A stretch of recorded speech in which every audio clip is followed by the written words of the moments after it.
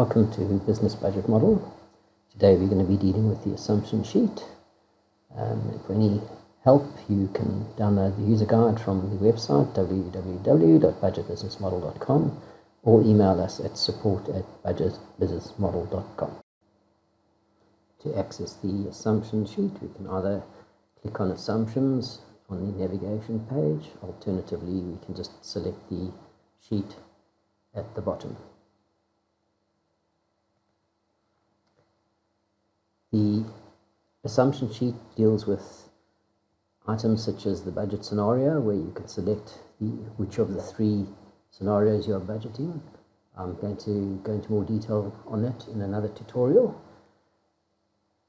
It highlights the currency that you've selected for your primary budget, which in this instance happens to be euros. And if you've selected alternative currencies, it would display them. It will also allow exchange rate to convert the values from euro into the alternative currencies that you've selected. The tax rates are entered here, your company tax rate in your country, as well as your VAT or GST rate, depending on whether you've set it up for VAT or GST in the setup sheet. According to how you've named your CapEx accounts, they will appear here, and you can set the appropriate annual depreciation percentage for each of those categories. Your OPEX categories are also highlighted here, and the system allows you to have an automatic annual year-on-year increase from one year to the next on your OPEX items. You put in the relevant percentage and it will automatically increment the OPEX amounts, but you can manually change that as you deem necessary. In terms of the payment terms, accounts payable is split into three different supplier types. The trade suppliers, which is your generic suppliers that you would buy product from and on-sell that product.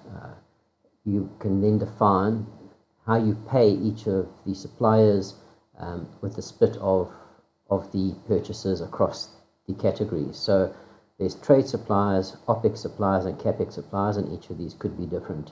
The system will check that it totals 100%. If not, it will give you a warning message. But essentially what this means is your trade suppliers, whatever you purchase for the monthly purchases, only 5% of that purchase amount will be paid in the current month. 30% of it would be paid in 30 days, 65% in 60 days. These percentages are very, very important because it's used to calculate your cash flow based on what the expected payments of your purchases from month to month. So once again, you've got the three different supplier categories: trade, OPEX, and CapEx. Accounts receivable is just simply for trade customers, and once again you put the split as to how many of your customers would pay you in the current month of your sales, what percentage would pay you after 30 days, 60 days, and 90 or greater days. You put the categories in there. As far as equity investment and shareholder loans are concerned, this is to cater for the cash flow and to update the relevant accounts in the balance sheet accordingly.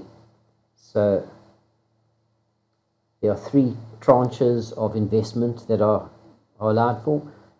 In the setup, this happens to be called subscription of shares, but it could be called anything else that's more appropriate in your country.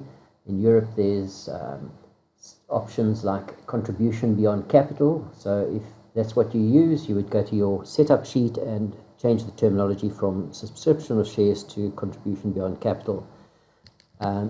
You have the month, which is a drop-down list of all the 36 months in your budget to say when that transaction would take place and what the amount would be. Because the primary budget has been set up in euros, it's asking for euro currency here. So you put in the month and the appropriate amount, and the cash flow and the balance sheet will be updated accordingly. Similarly, for shareholder loans, you can select the month and put in the appropriate amount, and it caters for up to 10 shareholder loans in the 36-month budget, and it will place it in the cash flow month according to what you've selected there, as well as update the balance sheet of the shareholders loan account. Shareholders loans can also attract interest if you pay interest on your shareholders loans, you'd put in the appropriate percentage interest, and the system will calculate it monthly and update your income statement with the interest that you would be paying, as well as updating the shareholders' loan account. Next tutorial will cover the opening balance take-on of your balance sheet. Thank you for joining us.